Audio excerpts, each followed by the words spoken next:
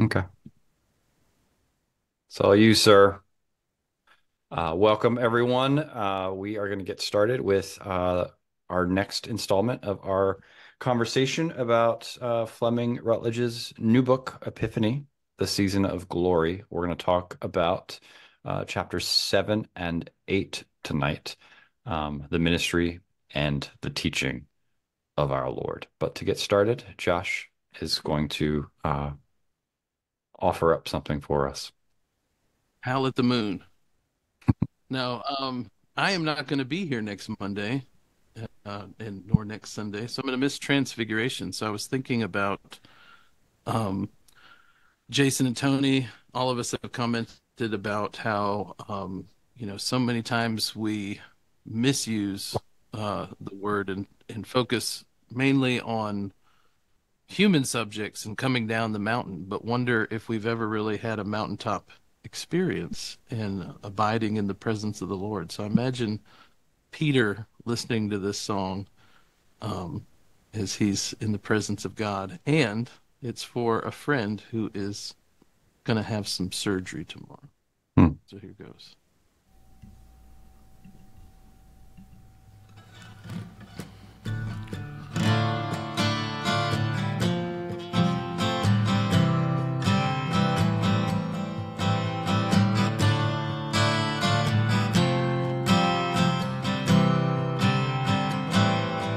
Nothing so loud as hearing when we lie. Truth is not kind. You said neither am I, but the air outside so soft, saying everything.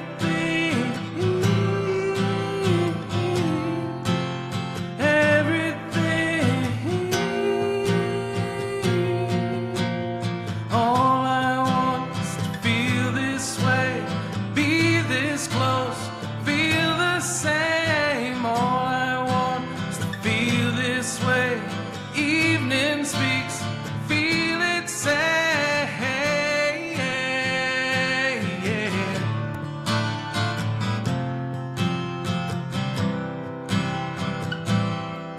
Nothing so cold. It's closing the heart when all we need is to free the soul. We wouldn't be that brave, I know. The air outside so soft, saying everything. Everything. All I want to feel this way, be this close, feel the same. All I want to feel this way. Evening speaks, feel it say. And it won't matter now. Whatever happens will be. Though the air speaks of all will never be, it won't trouble me.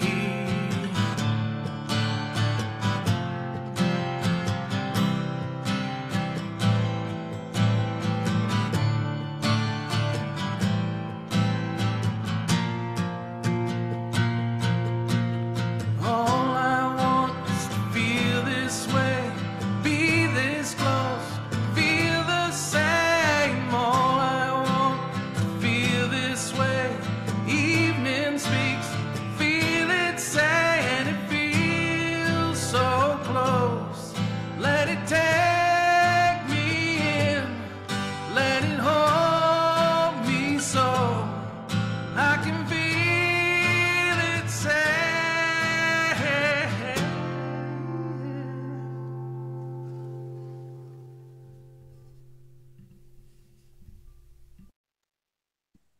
That was beautiful, Josh. I often think, Josh, if I could sing like you and I was this witty and good looking, it would not be fair to the rest of the world. Yeah, God has seen fit to make you imperfect. So we are going to talk about the ministry and the teaching as it relates to glory and revelation and the identity of Jesus. And Tony, maybe you can respond first. I was thinking earlier today that when you're learning Greek, New Testament Greek for the first time, um, the verb you're often taught to conjugate first is ekbalo, to cast out, to exercise, um, for the reason that it recurs almost more than any other active verb in the New Testament. And one of the things I think Fleming does a good job of across her work, but here in this chapter, is by casting the ministry of Jesus in the context of God's action against the adversary.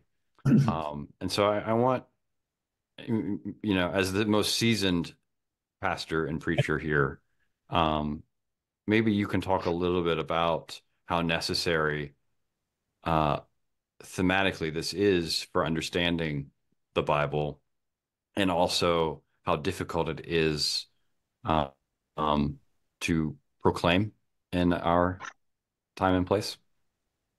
Yeah.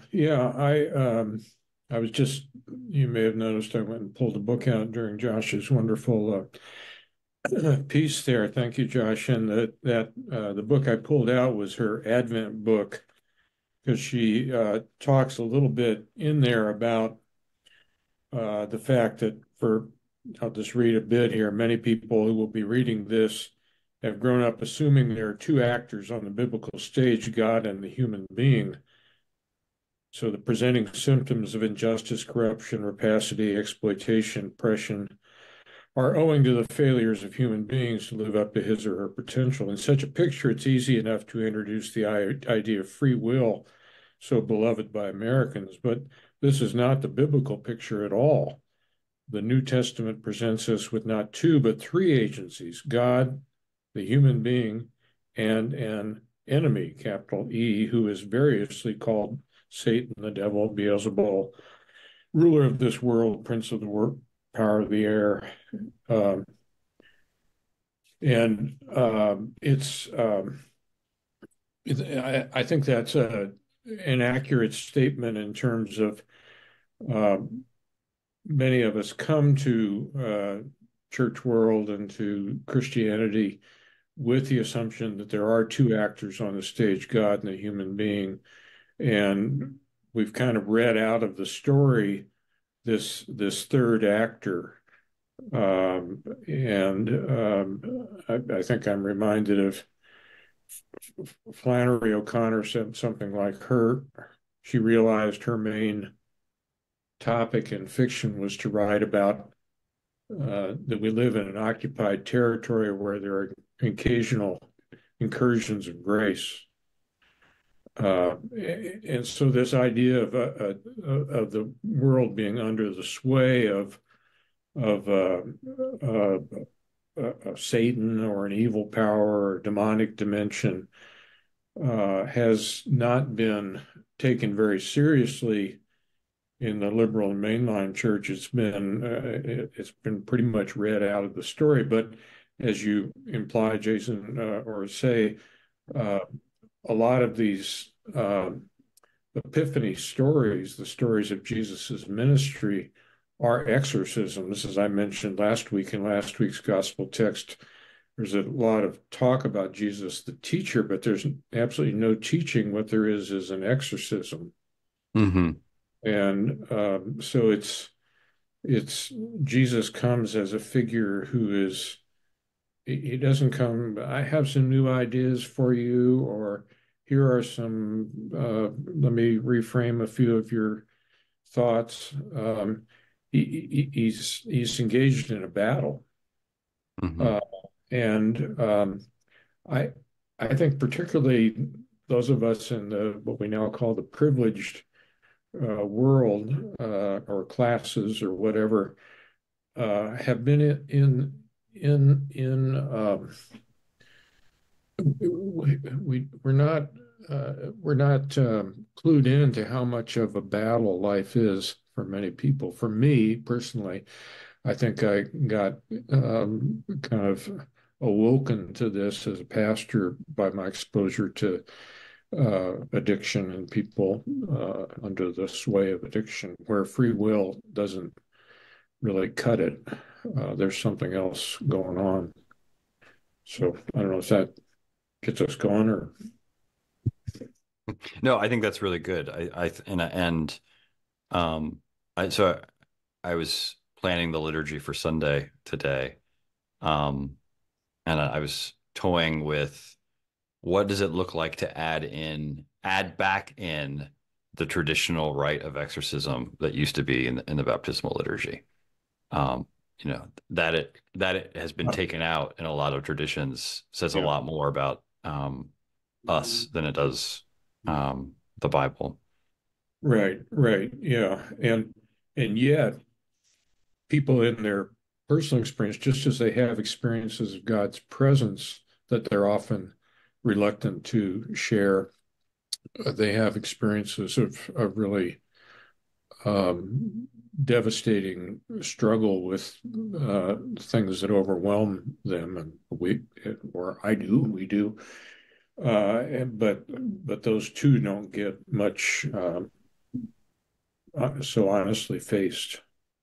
Yeah, and so if folks are interested in reading more about this, I would encourage them to um, check out Fleming's crucifixion book, Hmm. because she does a very good job of showing how a lot of the toxic, unhealthy theology that people suffer under in various church traditions comes as the consequence of removing the figure of the enemy from the salvation drama.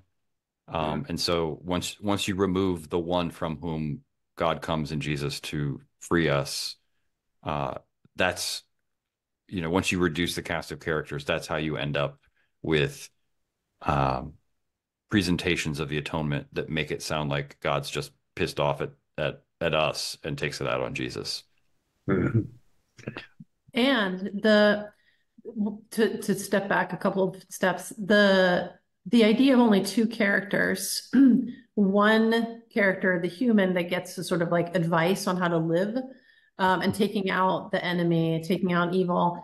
It's one side of that coin makes it seem like a sort of liberal project of and as a proud liberal now, it makes it seem like, oh, well, agency and free will, like, sweet, that's a sweet deal, except for, if, to Tony's point, if you are in a battle to the death with a force that is going to eventually kill you, in the most devastating way. And not only that, but take away the people in your life that love you, and so on. And without that third character, the only presumption becomes you should be better at not doing the bad thing. Like, it's your fault, Mhm. which is so incredibly cruel, right? And so it gives that person no, hold on one second, please.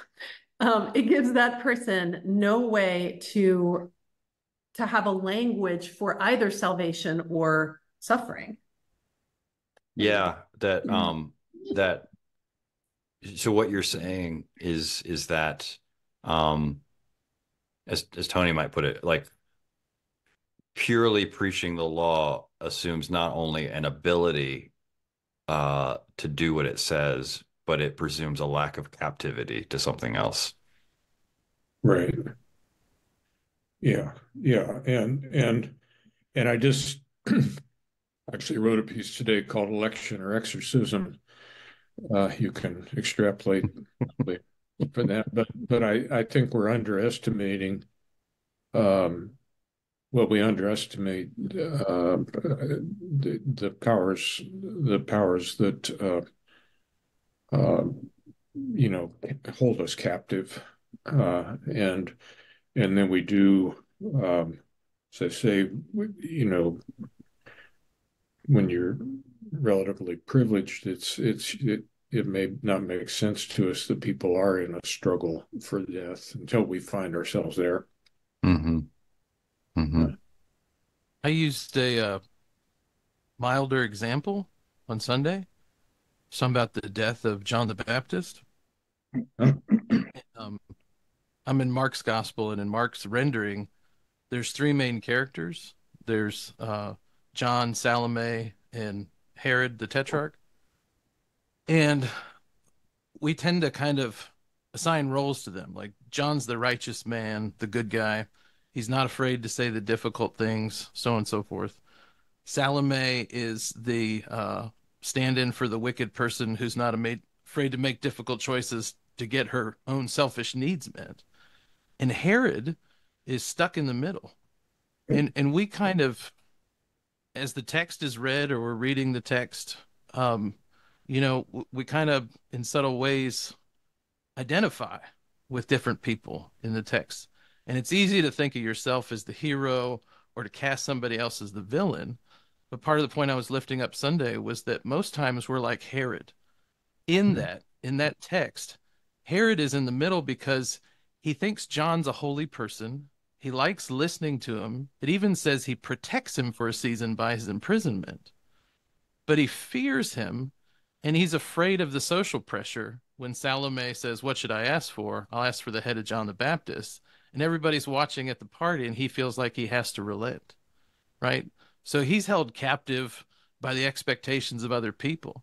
He's you know, I feel like something from God is coming from this John figure, but I'm not willing to step in and protect his life. And I think that illustrates a form of captivity that we find ourselves in all the Yeah, time, yeah, right? it's good. Yeah. And John the Baptist is an interesting character too, because if we flatten out the story, as Fleming's critiquing, and reduce Jesus merely to a human teacher like the Dalai Lama and the ministry that the Gospels show us as Jesus doing good deeds, healing people. Um, if you flatten out the story that way, right, Josh, it is no longer clear why John the Baptist is featured so prominently in the Gospels, because John the Baptist has not become a disciple of Jesus. That like he's there to correctly identify both Jesus's identity and by relationship John's identity.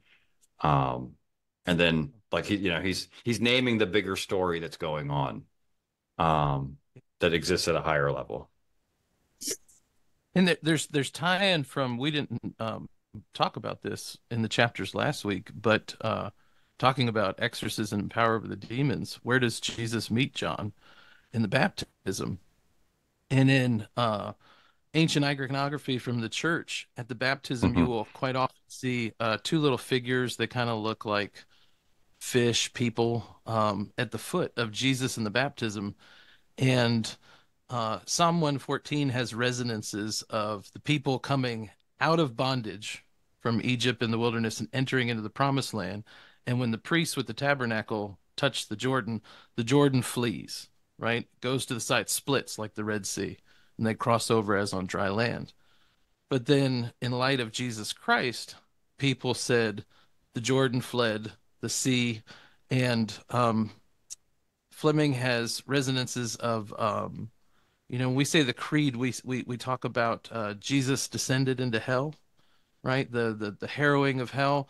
That when Jesus goes into the waters, he's conquering the demonic. He's conquering the evil powers and principalities of this world, and not making himself clean, but cleansing the Yeah, waters. yeah, yeah. That's that whole handoff you're talking about, Jason, where John is saying, "All right, I'm going to recede. You guys need to look at Jesus now because he's doing something that, I don't have the wherewithal to even fathom this. He's a totally different figure." And that's the other answer to the question in the catechism, right? Like, how can water do such wonderful things? It's because Jesus has like touched it, and now the water conveys himself. Um, I know you would like to talk about the man with the unclean spirit, Who would? Yeah, Professor. from a couple of weeks ago, and I think it was last week that I missed this class. But since the lectionary was telling the story of Jesus from Mark about healing the man with the unclean spirit, what stood out to me so much is that they walk in and he's teaching, he's speaking with authority, right? And then it's the man with the unclean spirit that says, "What have you to do with us? Have you come to destroy us? I know who you are, the Holy One of God." Like it's such an it like it sounds, in some reading, it sounds like this is bad news, right? Like, have you come to destroy us? Oh no. But have you come to destroy us? It's almost like, at least the way I hear it right now, the tone is like, oh, thank God, in a way, right? Like, you've come to destroy the S show that is this, right? And please help, even though I'm putting words in the text, but it's been with me for a couple of weeks, just thinking about how the teaching, the ministry, and the revelation is facilitated, right, by the speaker of evil. Hmm. Yeah, I mean, Fleming quotes Luke 4, Isaiah, was it 61 that it's in our communion liturgy. He comes to set the prisoners free. Right? Becomes what? He comes to set the prisoner free. Oh yeah, Right? yeah. This is part of the inaugural address of Jesus about who he is and what he does. Yeah. And it's interesting too that like the way that story and Fleming notes it, that so Satan means to accuse, right? And so, whatever else the devil is the spirit of accusation, like a mob accusing another. And it's interesting that Jesus's first sermon, um, his response to their first response is to remember the days of Elijah and Elisha, um, and it produces an us versus them dynamic that leads to them wanting to kill him. And so the word that's almost like a verbal exer. I mean, it calls out something demonic in the people listening. Um, Yeah. which is always a helpful reminder, for pastors and lay leaders who are frustrated with the dysfunction and ugly behavior of church people that like, well, like, yeah, like if we're Jesus's body, this is like ground zero for like, yeah, possession and devilish behavior. Well, in that first exorcism that Joanne was just Only Todd left. oh, sorry. Uh, that the exorcism that you point out occurs in the synagogue, I think, or in the temple. Mm-hmm. He went to the synagogue and taught, which I mean, churches, synagogues, and other places are great places for people to hang out without being detected. Yeah. Um, Tony, this is related to something. Well, she disappeared. Um, to her comment about the unclean spirit and good news. Um, your fellow grumpy old man, Will Willimon, sent me um, the manuscript for his upcoming book, about how he's changed his mind over the course of his ministry. Huh. Um, and one of the questions I had for him reading that was that him, but also you, entered your vocation at a time in our culture and in the life of the mainline church where the social project was not only front and center, but also kind of optimistic slash utopian. And whatever we want to say about our politics and the current state of our society and culture and nation, it seems pretty clear that the optimism that kind of existed in the ethos when you started, that's been dashed against the rocks.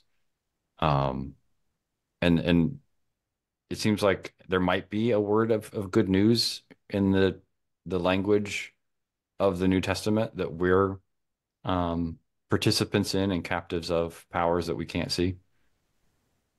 Yeah, yeah. I mean, I I I was thinking the other day that I go down to Mexico and so I have one of those coming up, and I'm grateful that I still have the opportunity to preach on a regular basis because I feel like I'm I'm in a different place than I was certainly earlier in my ministry and even maybe 10 years ago. I hesitate to use the word which is overused that I'm growing. I that, You're on a but journey, buddy. I do think that yeah, where we were even the 70s were, things were beginning to kind of when I started ministry, it was things were beginning to kind of become unwound, but we still had a lot of residual confidence in our ability to, if we just put our shoulder to the wheel and worked harder to overcome things like poverty and racism and ignorance and what have you. And it was just let's get on with the job, and building the kingdom. And I guess, yeah, the times in which we find ourselves now, that kind of optimism or that kind of progress-oriented view in my life, has certainly been chastened, and pastoral ministry has been a good part of the chastening. Uh, that you just what was it that Paul Zoll told you, Jason, people don't change very much. Hmm. And I, I remember thinking that was a very, kind of pessimistic thing. Um, it's not impossible, but it's because nothing is impossible for God. And Uh, but that's exactly it though, right? Like if the people do change, it's not because yeah, they changed. uh, Because they were the agent of change. Yeah. Yeah. yeah, Yeah. yeah, but something has happened to them. And sometimes what's happened to them is looks more like a breakdown than a breakthrough, but breakdowns can lead to breakthroughs. But Tony, where's God's office? what? Where's God's office? At the end of our rope. I said that in a sermon once recently, and I thought it was kind of a funny line, and nobody, you know, nobody laughed at all. So I said that was supposed to be funny. Maybe they knew it was truer than I did. But yeah, yeah, I think we're just and I think too, early on in my ministry and maybe in Will's, we had such confidence in education that all we needed was to learn more, and have better adult ed and that kind of thing. And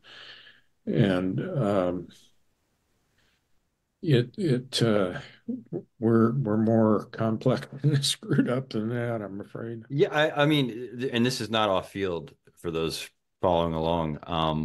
I read recently that for a period a couple months ago, the number one selling book on Amazon was a self-published anti-Semitic racist manifesto Wow. um, written by a PhD philosopher from Yale.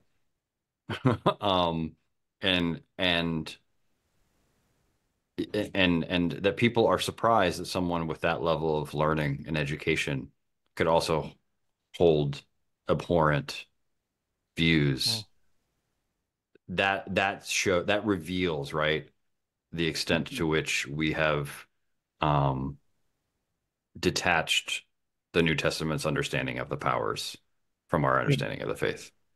again, because education tends to be a project of something we do, and then we are the active agent of salvation as opposed to God being the active agent of salvation. And we don't just need better thinking or more enlightened views. We need deliverance. Hmm. Can I, on page 107 in Fleming's book, um, I think there's something poignant here. And part of that is, we talk about we're not the agents. Quite often, when people do experience change, it's not in the context of something they would ever run toward or hope for. It's crisis, and you think there's nothing left, and God shows you the possibility of being lifted up and healed, right? Um, but what about all these stories in the Gospels of exorcisms and people given their sight and divorced from the Christological context that the season of Epiphany holds forward? Listen to this paragraph. It's important to understand that the stories of Jesus' miraculous healings in the four Gospels are focused on the reactions of the onlookers. In our own day, believers are confronted daily with the fact that healings do not always occur. In their way of telling these stories, the evangelists have made clear that the miraculous cures themselves, while they certainly show God's special care and love for the afflicted, are not the central point. What is on display in all the miracle stories is the glory of Jesus and his power to show it or withhold it according to the divine will of the Father. The point is that we see Jesus, right? Hmm. If it was something that we could just get on and heal the world and get some more learning and institute some programs, and wouldn't it be nice if everybody had a set of the Ten Commandments front and center in their school and prayed every morning and all those kinds of things, then wouldn't the world just be a better place? And we can have all the religion and all the learning in the world and still be held captive by sin. And it isn't that we could just like that turns even the Christian Bible into mystery religions, right? Hmm. If Gnosticism, if I could just find out the key, then I could put it to use and I could change my life and be healthy, wealthy, and wise. And then people look at these stories and they go, well, why am I not healed? Why can't I just make my family life? Why can't I quiet the voices in my head? Can Jesus not be bothered? And it's not something that we can just grasp at and take for ourselves. The point is to turn your eyes upon Jesus and see that this is the one who has that power. And this one is for you and not against you. But the point is not hear all these things, and if you just study the gospels, then you can have these things too, in a manner of speaking. Fred Craddock used to like to say that the problem with faith based on miracles is it always needs one more miracle.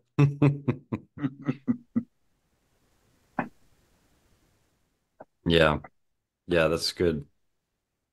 And this is more related, irrelevant, I guess, to the transfiguration, which we'll talk about next week. But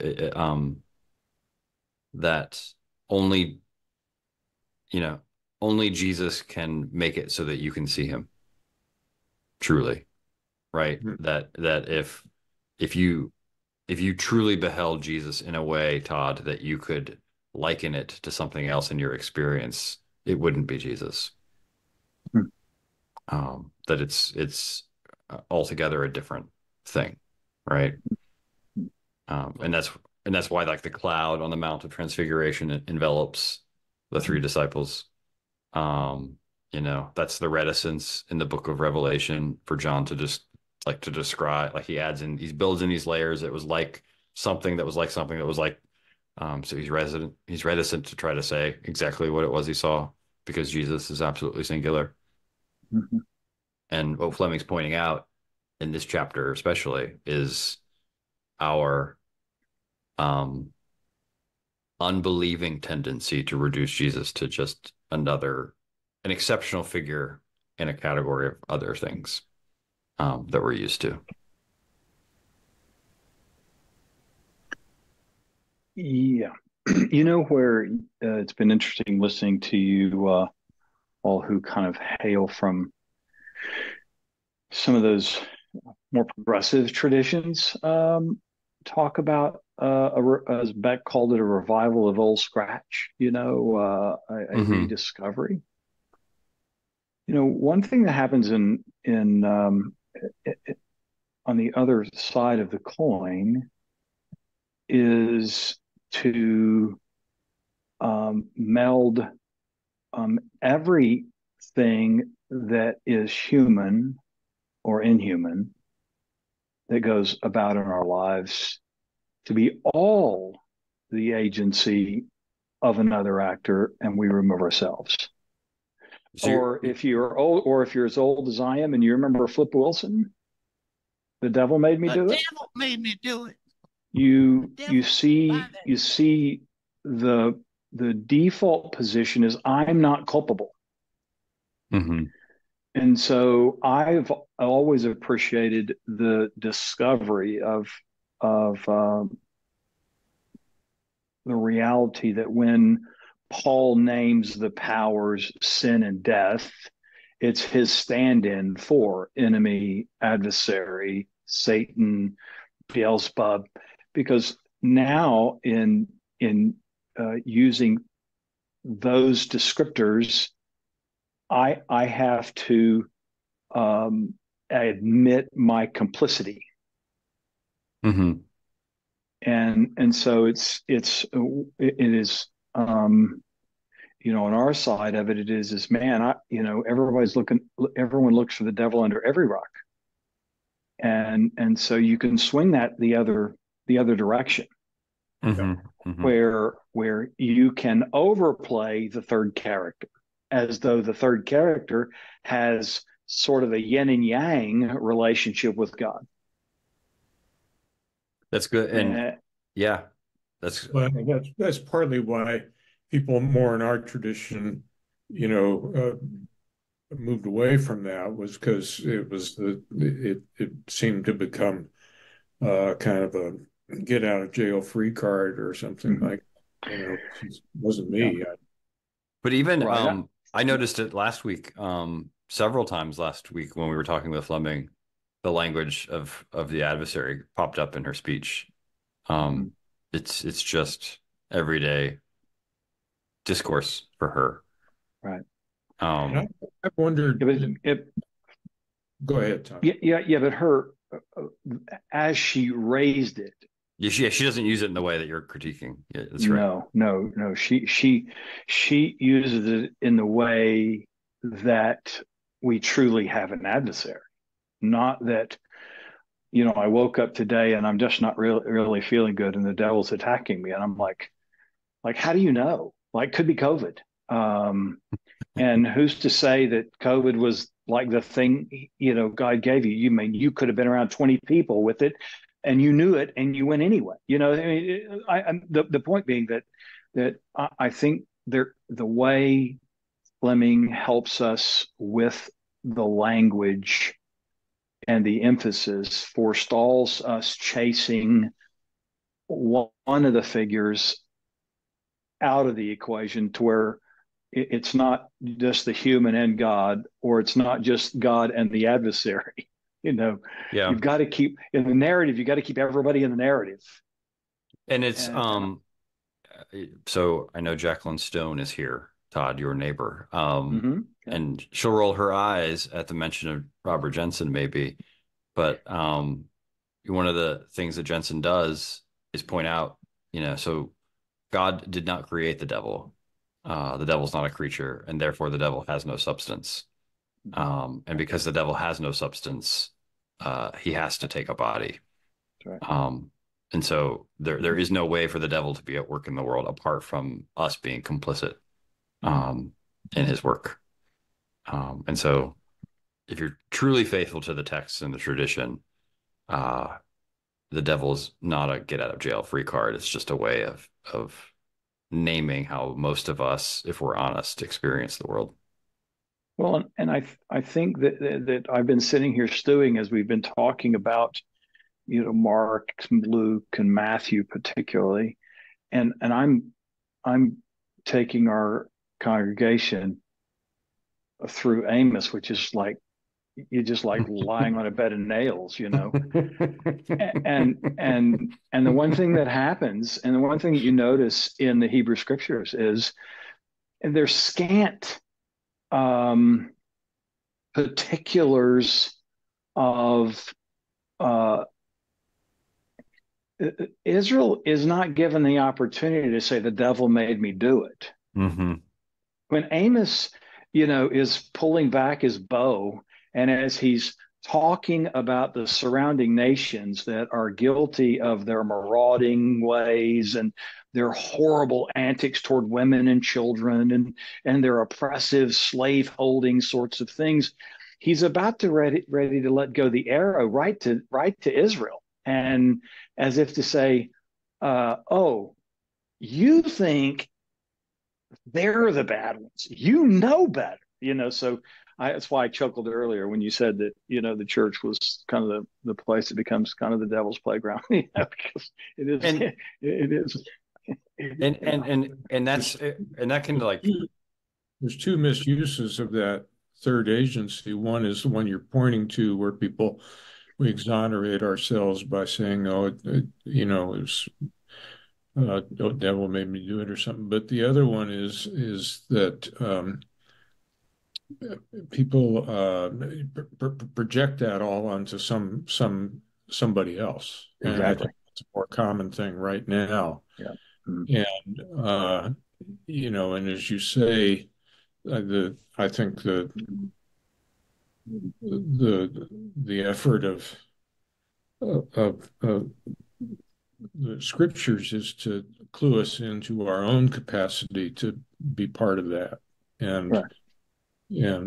I remember Scott Peck's book, People of the Lie, and he said that the people that were really in the grip of evil are those who had no capacity, and simply had no capacity to acknowledge their own uh, complicity or their own part in a bad situation.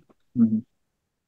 yeah that and so the next chapter, the teaching, Mm-hmm. figures most on the Sermon on the Mount. But to your point about Amos, Todd, I was thinking that it's interesting that the figure of Satan only starts to bubble up to the top in Judaism, like right at the time of Jesus, Mm-hmm. as well as the importance of the resurrection, when Israel's forced to confront, like, well, shit, like, like we're not doing this very well, and Right. something's against us, and if we're gonna have any hope of ever fulfilling this, it's gonna have to be on the other side of death.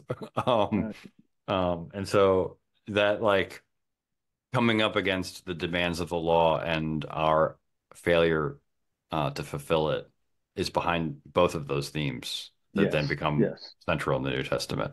Yes. Yes. So, Tony, talk about what Fleming has to say um, about the teaching. And I'll just read briefly from page 110. She says, like the Ten Commandments, the Sermon on the Mount can be read as prescriptive instead of descriptive. When that occurs, the liberating gospel of unconditional grace is obscured under a heavy weight of impossible expectation. The result will often be that the sermon is not taken seriously. Preachers and teachers will always need to be alert to the challenge of getting this balance right. Yeah, I think that's very helpful, and I think we've talked in maybe other sessions before about the sermon and the Beatitudes, and that these are not exhortations. They are, Jesus says, "Blessed are the pure in heart." He's saying those people, those pure in heart people, blessed are they, for they shall see God. It's a description of what happens with people. Blessed are the merciful; they shall receive mercy. And it can. And then she talks some, I think, about the call of the churches to embody this, that there is something describable here, or she quotes Dick Lisher about that toward the end. Yeah, I was hoping you would talk about that. On Yeah, that 115 on the top. go ahead, Josh. I said the part about Richard Lisher's on 115 on the top of the page. Right. The way of life on 114, Jesus describes in the sermon is therefore that of his own body, the church.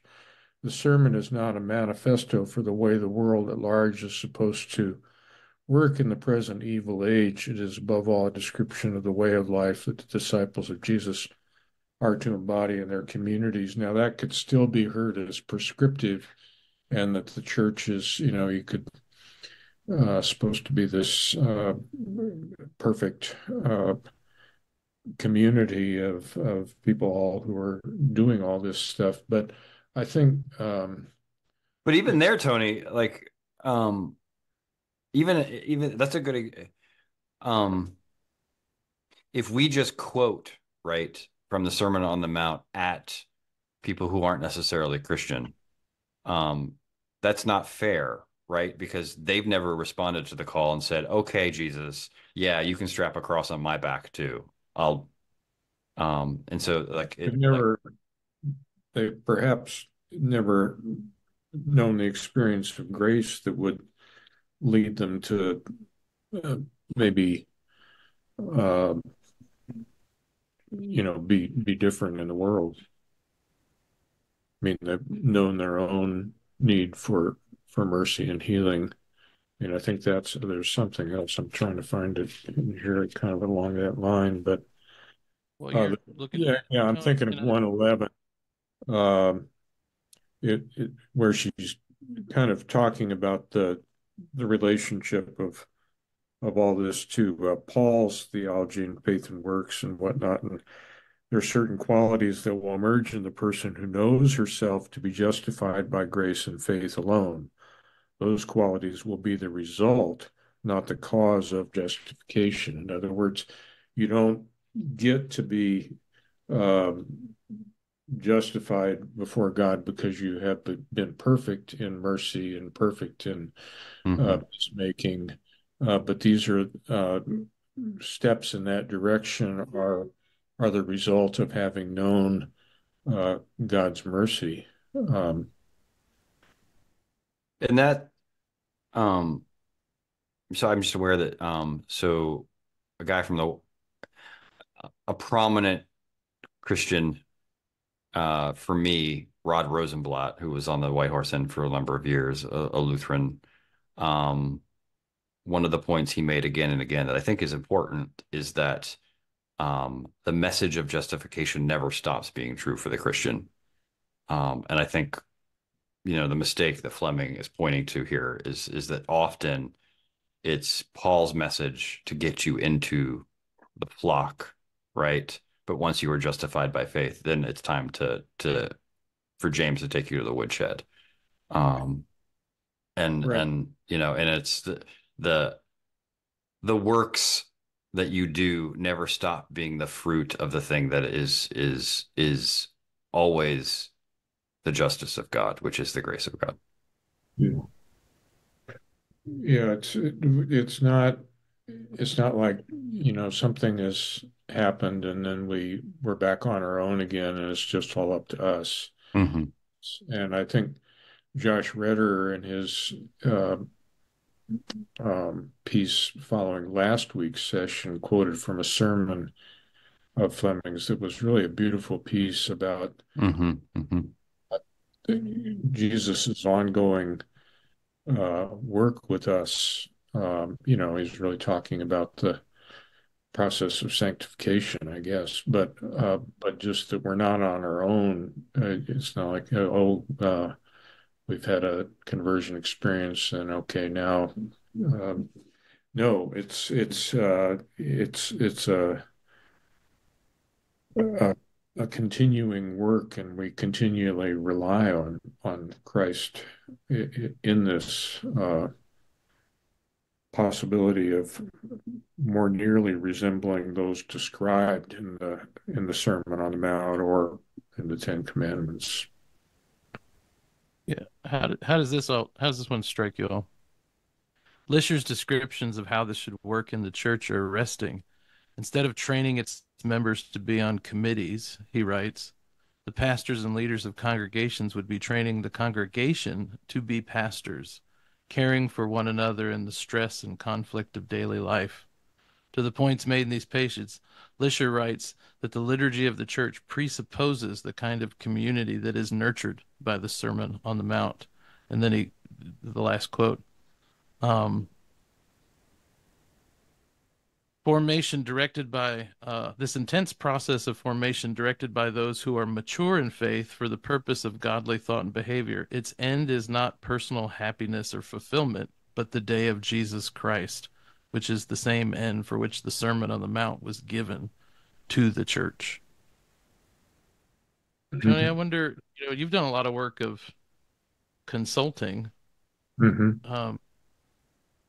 I wonder, churches can be hyperactive, they can be underdeveloped, but I wonder about holding this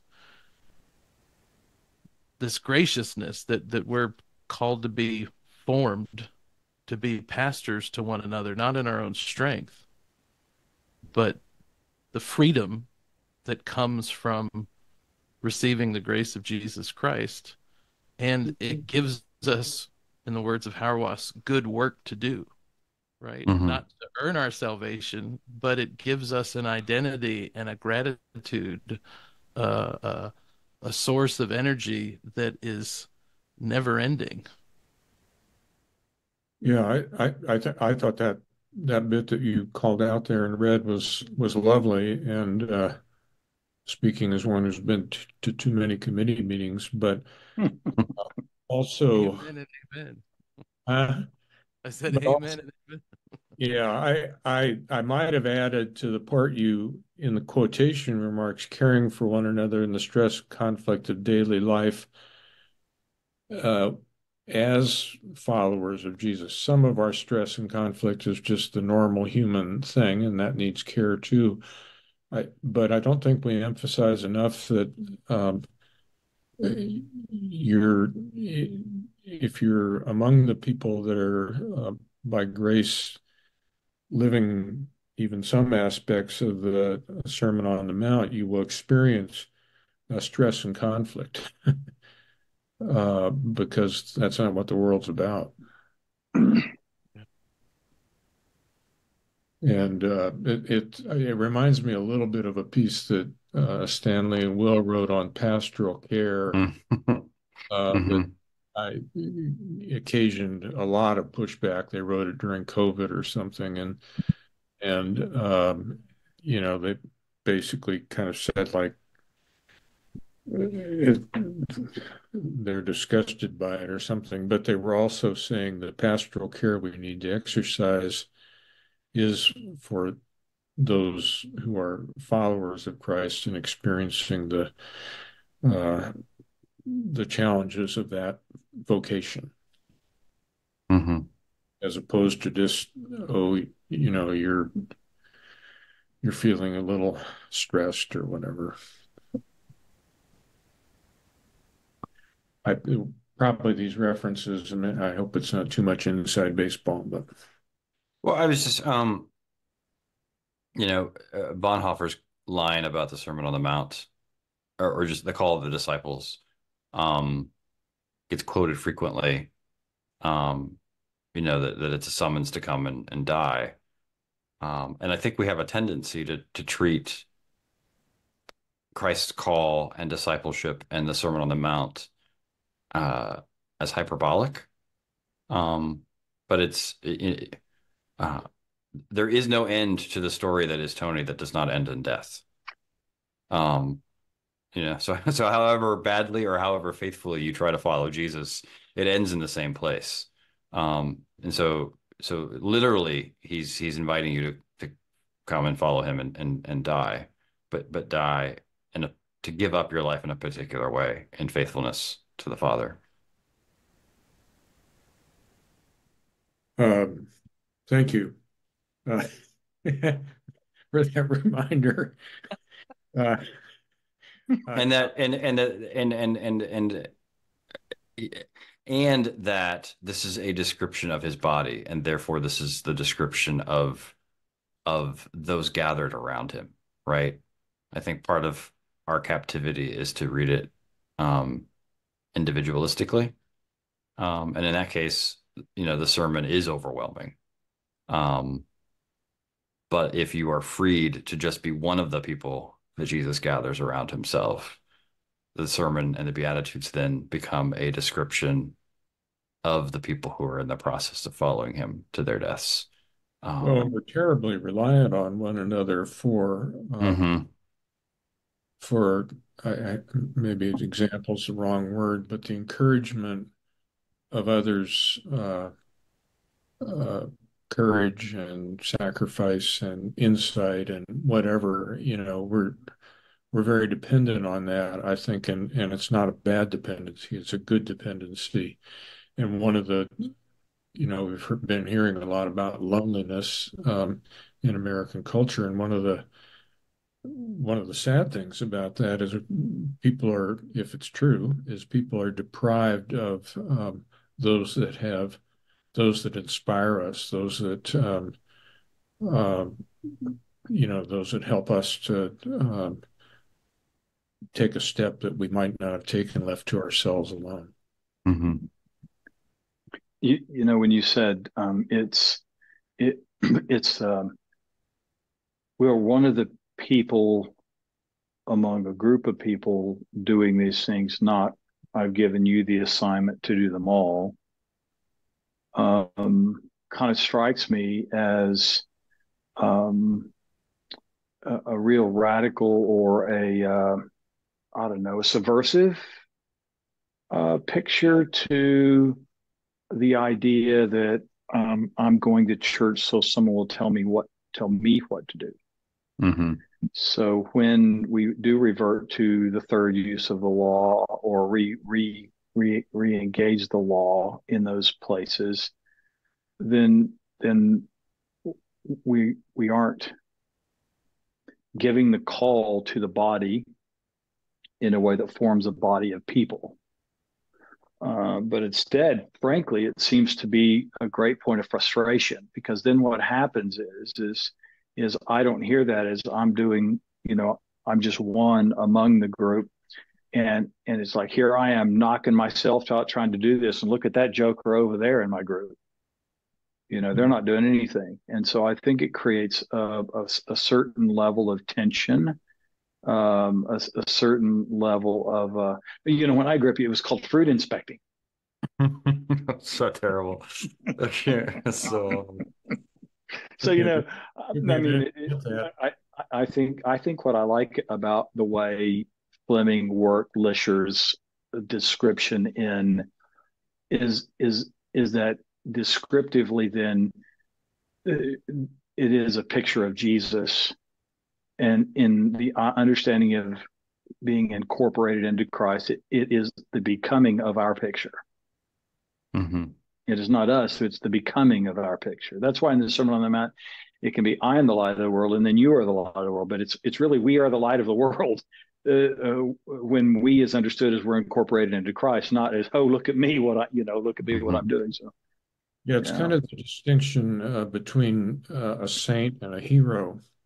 right, A saint is not a perfect person, in my view, a called person, and they're not the center of the story. God is the center of the story, and they're pointing beyond themselves. A hero is the center of the story. yep, yep, And to go back to your earlier question, Jason, about how my views have changed along with maybe Will's as in the course of our lives in ministry, is that I kind of think I entered, in fact, I'm pretty sure I entered ministry with kind of a hero narrative in my mind, that I was going to be a sort of hero minister, or hero Christian, or a hero person or something like that.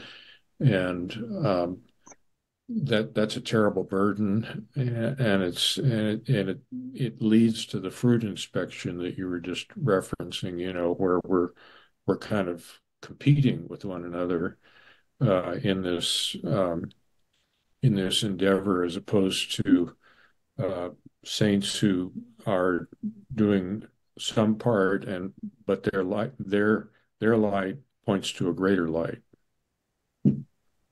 points beyond ourselves.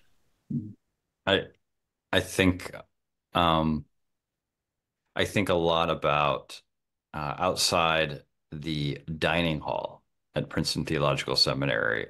There's this like stone tablet or whatever, I don't know, some sort of artifice, piece of art, um, listing all of the graduates from Princeton Theological Seminary who had been martyred in mission around the world. And um, yeah, so saints aren't heroes, but saints, there is, um, we're about something more urgent and offensive than just three pieces of advice for how to be a Christian father, or three biblical principles for a sanctified marriage, or like all the nonsense we like to spin out um, in the comfort of Christendom. Or three things you can do this week to make the world a better place, or something like that. All these things. Yeah. Yeah. Well, I think that her piece here, these two chapters go together really well. Mm-hmm. And the emphasis on the ministry as revealing, or in the Epiphany season, as revealing the authority, the majesty, power, and divine identity, and then leading into the paradox of Lent I think that's a really important juxtaposition. Mm-hmm. I kind of wish she'd also written a Lent book. The crucifixion is her Lent book, but it's so darn long. It's nice to have at my age, I like short books. And the piece on identity, this reading what she wrote about the Sermon on the Mount got me thinking about, on the one hand, it's clear, right, that Matthew is presenting Jesus as the new Moses. And this is a recapitulation of Sinai. But what's missing in the Sermon on the Mount is anything like the stipulations in the covenant about worshiping the true God, because like the true God is like standing right there in front of them. So it's not necessary. And so it's the identity of the one who could give those commandments is more important than the individual content of the commandments. Does that make sense?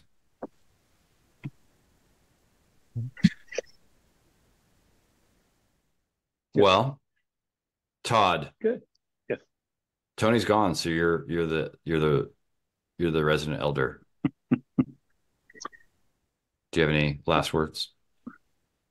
No, I find this a really good exercise in kind of taking in the fact that, and I'm sure I don't know everyone's background that's gathering with us, but I think we do I think we find a way where surely we can address everyone's tradition in a way that really brings out the value of Fleming's book. That my first note in the margin was the bottom of the first page of the first chapter. Because it wasn't, I don't have a background with a group. Was it Williman who she quotes? It says, that they think Jesus is dead, or they talk like Jesus is dead. But then I started thinking about that, and I sure thought that because we do tend to spend a lot of time reinvigorating the law, it sure appears that we think Jesus is dead. Mm-hmm. So it's just a matter of how you kind of hear what she's presenting and putting together. That I think she just has an uncanny way of bring these important themes to light, no matter kind of what our particular background, whether we're in her tribe or not, to so to speak. Yeah. All right. Well, Next week. thank you guys. Yeah, yeah, it's good. Have a good trip, Josh. Yes, Josh, have a safe trip. We'll miss you. Maybe I have to record something, otherwise people who tune in will be.